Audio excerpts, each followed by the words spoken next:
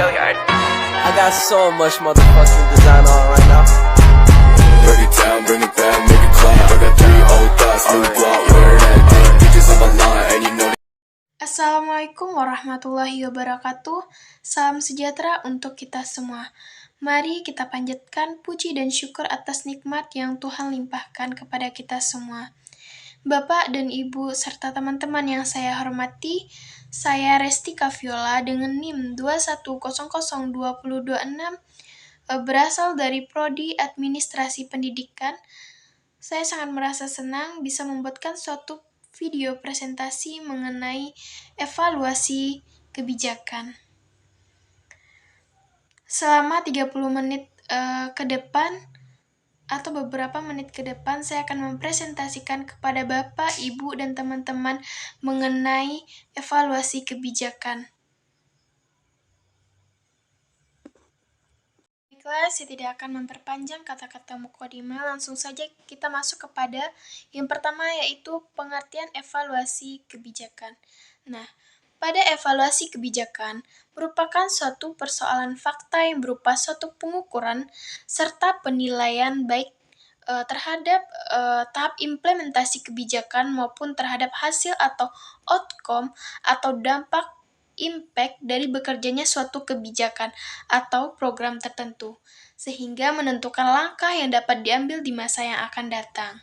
Nah, sedangkan perbandingannya pada evaluasi kebijakan pendidikan adalah suatu aktivitas yang bermaksud untuk mengetahui seberapa suatu kebijakan pendidikan tersebut benar-benar sesuai dengan kriterium yang telah ditetapkan, serta memberikan dampak yang nyata terhadap khalayak sesuai dengan yang diinginkan.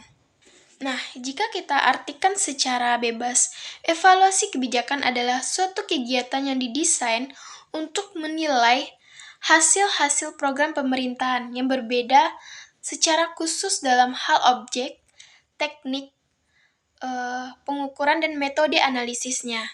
Nah, perbedaan khusus dalam hal objek dalam pengertian di atas mengacu kepada substansi persoalan kebijakan atau bidang, seperti kebijakan bidang pendidikan, pemburuan, luar negeri, pertahanan keamanan, dan sebagainya. Perbedaan secara khusus dalam hal tekniknya mengacu pada teknik-teknik penilaian yang bermacam-macam, baik dari teknik penilaian yang menghasilkan data kuantitatif maupun kualitatif.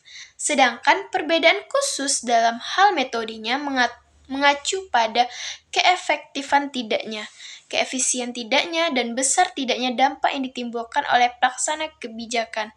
Nah, yang telah saya jelaskan di atas tadi bahwa kalau diringkup pada ruang pendidikan, tentu evaluasi kebijakan pendidikan ini adalah suatu aktivitas yang bermaksud untuk mengetahui seberapa suatu kebijakan pendidikan tersebut benar-benar sesuai dengan kriteria yang telah ditetapkan, serta memberikan dampak nyata terhadap khalayak sesuai dengan yang diinginkan.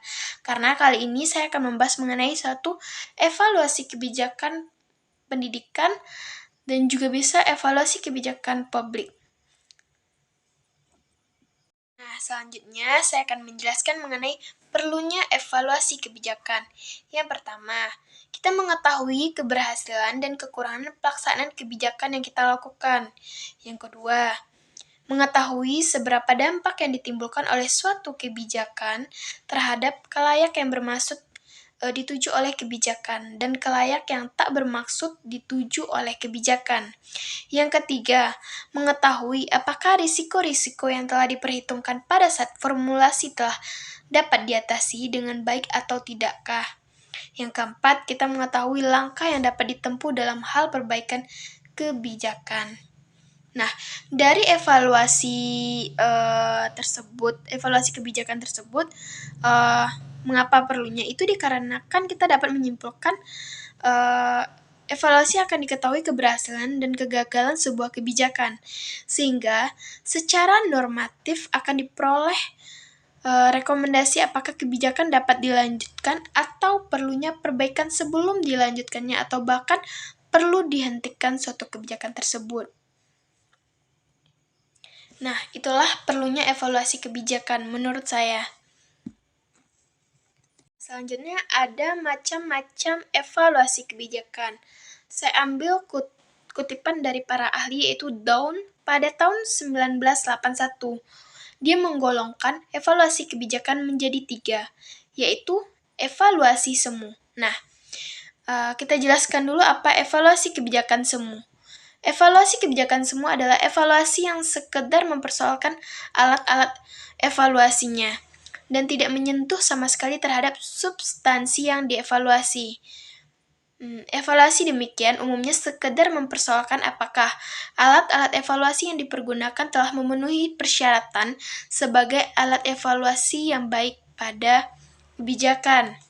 Yang kedua, ada evaluasi kebijakan resmi, di mana evaluasi kebijakan resmi adalah evaluasi yang di samping mempersoalkan validitas, reliabilitas, dan visibilitas alat-alat evaluasi, juga sekaligus melihat substansi yang dievaluasinya. Informasi-informasi yang didapatkan dalam evaluasi formal ini dilihat kesempurnaan dan keandalannya. Dan substansi yang dievaluasi juga dilihat apakah telah sesuai dengan target-target yang telah ditetapkan ataukah belum. Yang ketiga, kita berdasarkan teori keputusan. Karena mengingat suatu keputusan didasarkan atas banyak kompromi dan bahkan konsensus, maka evaluasi kebijakan berdasarkan teori keputusan ini selain memperhatikan kesempurnaan dan keandalan juga mempertimbangkan harga atau nilainya bagi mereka yang terlibat dalam proses pembuat keputusan. Nah, selanjutnya kita masuk kepada siapa sebaiknya yang melakukan evaluasi kebijakan. Nah, di sini terbagi beberapa aktor. Yang pertama, aktor formal. Aktor formal ini yang melakukan evaluasi kebijakannya adalah pembuat kebijakan itu sendiri, pelaksanaan kebijakan, dan ada seorang administrator dari tingkat nasional dan sampai tingkat lokal.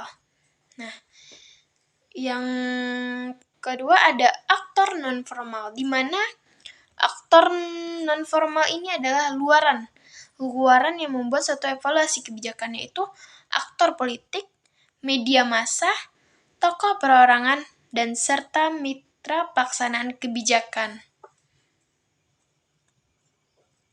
Selanjutnya pada tahap akhir yaitu permasalahan dalam evaluasi kebijakan. Tentu saat kita melakukan evaluasi kebijakan tentu ada beberapa problematika atau kendala yang terjadi. Nah, kendala kebijakan ini diidentifikasikan berbagai kendala dalam melakukan evaluasi kebijakan, yaitu yang pertama, ada kendala psikologis. Banyak aparat pemerintah masih alergi terhadap kegiatan evaluasi, dikarenakan dipandang berkaitan dengan prestasi dirinya. Yang kedua, kendala ekonomis. Kegiatan evaluasi ini membutuhkan biaya yang tidak sedikit. Jadi, ada biaya yang harus kita keluarkan untuk melakukan evaluasi kebijakan. Nah, yang ketiga, kendala teknis. Evaluator sering dihadapkan pada masalah tidak tersedianya cukup data dan informasi yang up to date saat melakukan evaluasi kebijakan. Yang keempat, ada kendala politis, di mana evaluasi ini sering terbentur dan bahkan gagal karena alasan politis. Yang kelima, kendala tersedianya evaluator. Pada berbagai lembaga pemerintah, kurang tersedianya sumber daya manusia yang memiliki potensi yang melakukan suatu evaluasi kebijakan. Begitupun dengan kebijakan pendidikan. Nah, jika kita mengalaminya dalam aktivitas mengevaluasi kebijakan, tentu kalau kita melakukan evaluasi tentu ada beberapa lagi kendalanya. Pertama, bila tujuan kebijakan tersebut tidak jelas, ketidakjelasan tujuan demikian lazimnya diakibatkan oleh adanya kompromi dan konsensus yang dipaksakan pada saat formulasi kebijakan. Nah, yang kedua, cepatnya perkembangan masyarakat yang menjadi sasaran kebijakan tersebut. Ini menyulitkan saat kita melakukan evaluasi kebijakan dikarenakan masalah-masalah yang bermaksud dipecahkan oleh kebijakan ini mungkin juga sudah berubah dan bahkan berganti dengan masalah lainnya. Yang ketiga, tak jelasnya masalah, sumber masalah dan gejala masalah saat kita evaluasi kebijakan. Yang keempat, terkait antara masalah satu dengan masalah lainnya. Sebagai contoh nih, kita nih sukar memisahkan antara masalah kebodohan, keterbelakangan, dan kemiskinan. Sebab pada masyarakat yang bodoh dan terbelakang cenderung miskin. Dan sebaliknya, pada masyarakat yang miskin juga cenderung bodoh dan keterbelakangan. Nah, itu yang menjadi kendala juga dalam melakukan evaluasi kebijakan bagi pemerintah.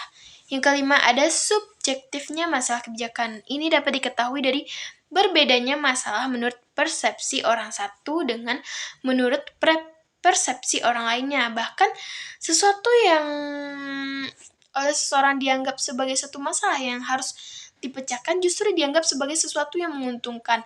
Dan oleh karena itu harus dipertahankan kendala tersebut. Nah, itu yang membuat penghambatannya melakukan evaluasi kebijakan. Nah, hanya itu yang dapat saya sampaikan mengenai beberapa materi evaluasi kebijakan ini, dari pengertian, alasan perlunya, macam, serta siapa sebaiknya menjadi aktor evaluasi kebijakan, serta sampai pada permasalahan-permasalahan evaluasi kebijakan. Mungkin jika ada kesalahan dalam penyampaian saya, mohon dimaafkan. Jika ingin memberikan kritik dan saran juga boleh. Sekian hasil diskusi, hasil presentasi saya kali ini. Saya ucapkan terima kasih. Wassalamualaikum warahmatullahi wabarakatuh.